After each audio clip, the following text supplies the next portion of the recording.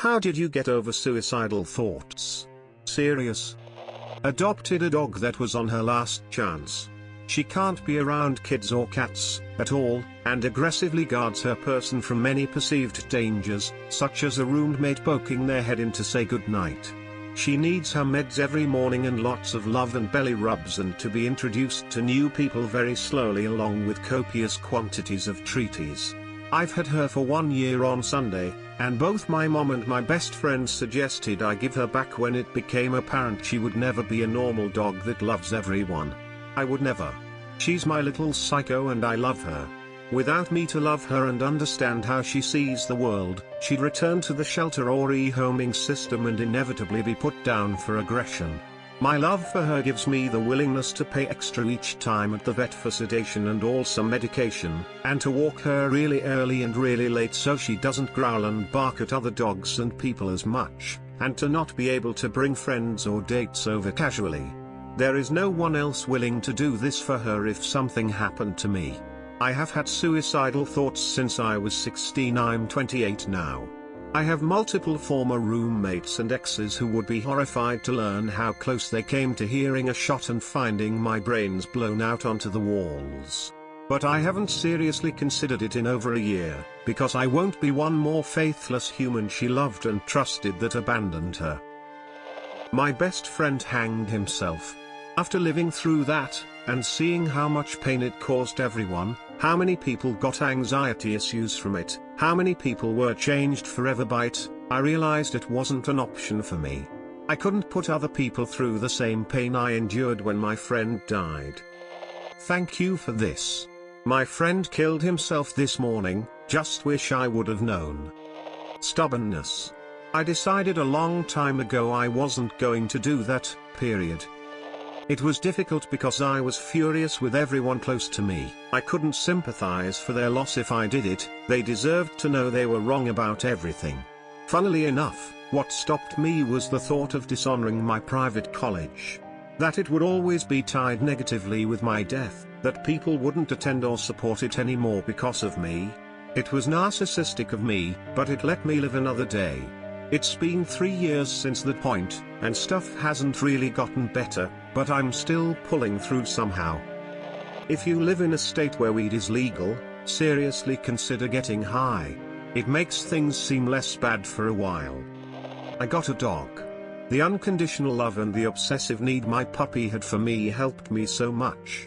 It also helped not to be alone while at home, where the bad thoughts were previously likely to come up, and having a dog made me get outside more to play with her. I thought about what my death, and that fact that it would have been a suicide, would do to my family. I don't think I could ever have put them through the grief. I don't get those thoughts anymore. I moved to the other side of the world from where I was currently staying and built my life up from scratch. The second try was the one that stuck, and now I'm going to school to become what I've always dreamed of becoming. A drastic change and years of small achievements is what did it. Sometimes the past still haunts me, but I try to remind yourself of where I am and what I'm doing. It also helps to understand that no one stays in one place forever, not physically or in their mind. For those having suicidal thoughts, please seek help, whether from a friend or mental health professional. You are worth living for. My suicidal thoughts probably weren't as intense as others, but when they come along I watch and or read things about people having a really bad time and think about how I'm definitely in a better position than the people I'm watching/reading about. It usually makes me stop and put those depressing thoughts aside for a while. I haven't. It's a constant ghost, following me everywhere I go. My roommate went on a vacation a while back and left me alone in the house for 2 weeks. Before he left, he put his revolver in my bedroom and told me to use it if I had to, a kind gesture, as I don't necessarily live in the nicest of neighborhoods. I had to physically cover the gun in a towel in order to help relieve the temptation of using it on myself. No one would have found me for 2 weeks. It would have been so easy, but I resisted, I fought. It's still there. It's always there. I always think that ending my life would make things easier for everyone else and that I should just go through with it, but I don't. After a while, learning to fight it gets easier. Don't give in. Turn to someone to talk if you need to. Don't be afraid to talk. A quote from Reddit: when someone else asked this question, "You have all the time in the world to be dead, a finite amount of time to be alive." I'm sorry if someone else on here posted this, but it was so helpful to me I felt I had to share. Well, me and my mum are best friends and we have 16 cats. I think about how I would never see them again. My mum would have a heart attack and die, which would be my fault. My cats, some would be put down because they wouldn't be able to find homes, and the ones that would, I would no longer be their owner. I think of the end result and feel bad, so I keep living for them. Even though some days I wish I could leave this world, I couldn't bear to be away from my mum and cats. Hatred. Imagine yourself quitting your life, but those who've hurt you are still left alive. Now tell me, who lost the game? You. Would you like to be laughed off on your grave? That's pitiful. Never give them the satisfaction that they've got to you. Live a better life than them. In my case, my status today is a lot better than them. I did meet them a while before, and they were acting all nice and lot of BS going. I just played along for a bit, but TBH I can't stand it, so I just left them politely and moved on with my THNG. To know how they're living their life now is enough for me. Glad I did not pursue my revenge on them. I didn't want to it to the people in my life. I realized that I was too scared to do it, so it would just be better to accept that I won't do it.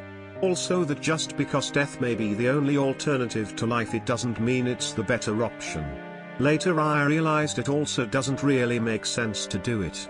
If you are willing to do something so drastic, surely there are other less drastic, but still drastic, things you can try. Suicide can always be a fallback. I was in college and things are falling apart pretty quickly. I met my girlfriend at the time and she helped, but in a sense resented me for my severe depression, anxiety, and suicidal thoughts. We even broke up. I never tore her down. She just didn't want to deal with my depression. Then one day I was there for her in a way no one else was. And I realized that I had to make myself better for her and for myself. I cut out toxic people. I got back in shape in 3 months. I was never really that bad. I started doing things I enjoy more.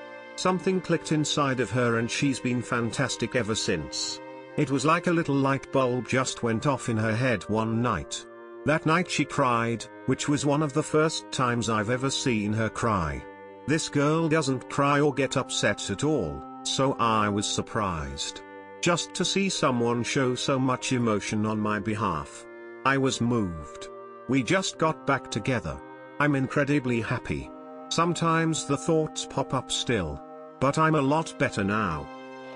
I decided to not have children. The state of the earth and society make me sometimes feel like life is pointless.